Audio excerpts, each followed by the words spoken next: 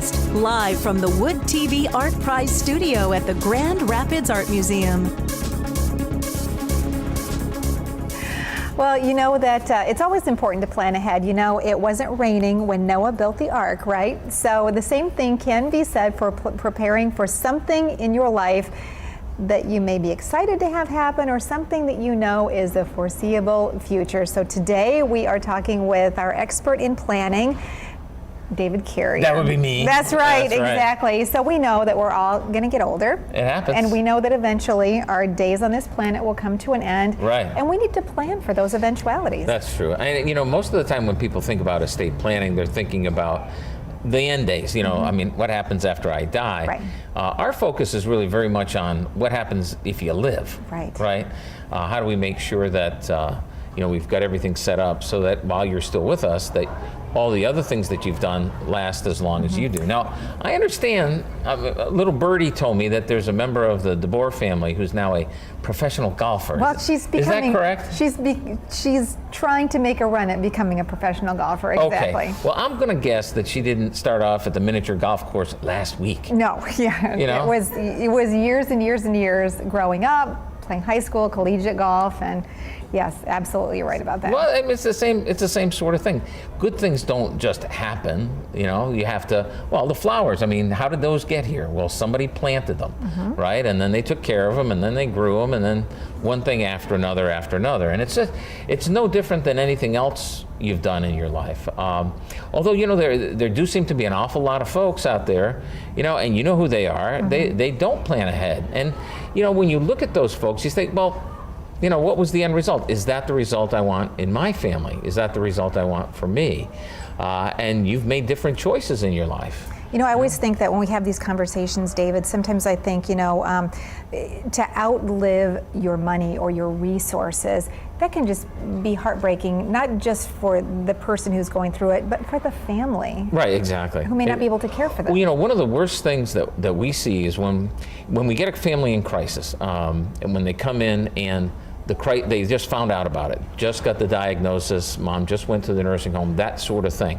Still so much that we can do. The problem is that the tragic cases are the ones where they've been in the long-term care and now we're just about at the end of the money, and now what can we do? And the kids are kind of desperate because we've been using the extra money for this or that, and now it's all gone. Because what do we do if now? at the beginning you can help people protect that and save those assets. Exactly right. And there's really two times. I mean, the first is the pre-plan. These are the workshops we do all the time, you know. It's a great way to get started. You don't have any issues, you don't think you have any issues, great, come to a workshop. Good time to find out what's really going on. And have those conversations. With the family. So everybody's pulling together, everybody's going in the same direction.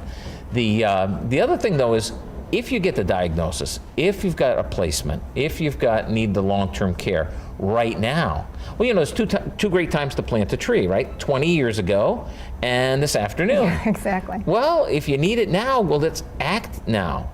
And before things get to the desperation point. The problem is that so many people get into, my dad was there, this is exactly my father, and he said, David, I'm just putting one foot in front of the other. Well, thank God he had 8 kids, you know, to kind of help out. Including at least one attorney. That's right, that's right. So we're looking at some video of your life plan workshops. So walk people through exactly what happens, because you know how people get when they start talking about their financial information, all those sorts of things. I mean, this is a great environment. Scary. It's very scary. When you show up, we give you a cup of coffee. Yes. And a cookie. It's terrifying. It's horrible. And then you sit down and you read some information. You give people books so that they can fill them out as they go along. And then you have to everyone has to stand up and give all their financial history and family history to everybody in the room. That's not true. Not exactly. Not exactly. No, it's all confidential. It's all protected by attorney-client privilege. It's a 2-hour workshop. Boy, it goes fast. You know, we get to the end of the workshop, people always have extra questions and all the rest. We do what we can to answer those. but it's as painless as it can be. And to attend the workshops, they're free of charge. You do have to register because space is limited, but there's no obligation. You don't have to, obligation. You don't get a hard sell when you walk in there. You get a packet. You get to walk through some of those questions that you need to at least be considering, and then you get to take it home and go through it with your family members. And you know, in the first meeting with us, there's not only is there no obligation, you can't hire us. This is after the workshop. The next meeting, it's a one-on-one. You can't hire us at the first meeting.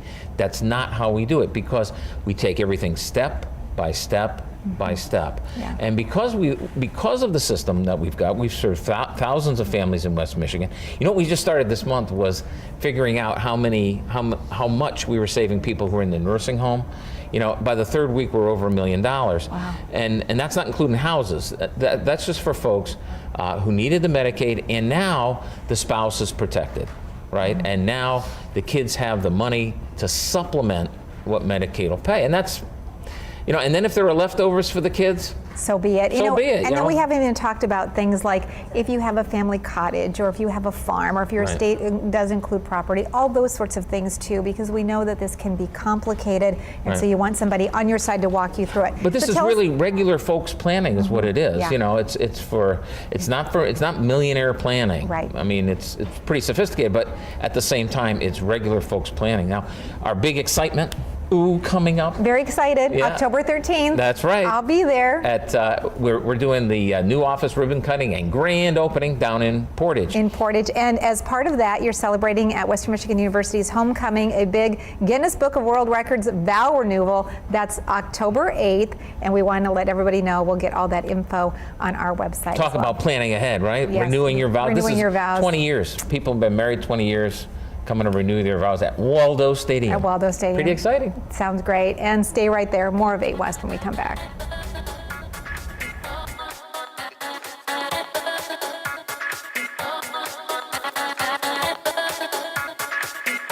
This is 8 West.